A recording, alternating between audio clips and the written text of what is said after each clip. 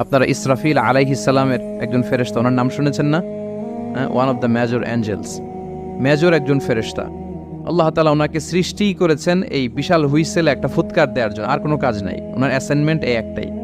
সৃষ্টির পর থেকে আজ অবধি বিশাল হুইসেলটা নিয়ে আল্লাহর আরশের দিকে তিনি তাকিয়ে আছেন অপলক নেত্রে, পলকও ফেলেন না চোখের, যে কখন আল্লাহ তাআলা অর্ডার করবেন, করার সাথে সাথে ফুৎকার দিবেন তিনি।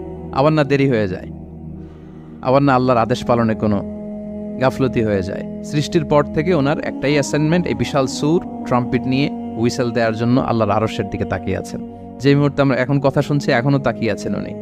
3টা ফুৎকার দেওয়ার জন্য আল্লাহ তাআলা ওনাকে সৃষ্টি করেছেন। প্রথম ফুৎকারটাকে বলে নাফখাতুল ফাজা, যে ফুৎকারের সাথে সাথে মানুষগুলো তটস্থ হয়ে যাবে, পৃথিবীর মানুষ তটস্থ হয়ে যাবে। যখন তটস্থ হবে তখন কি অবস্থা হবে সেটাই আল্লাহ তাআলা এই সূরার প্রথম আয়াতে বললেন, যে ইদা ঝুলঝিলাতিল আরদু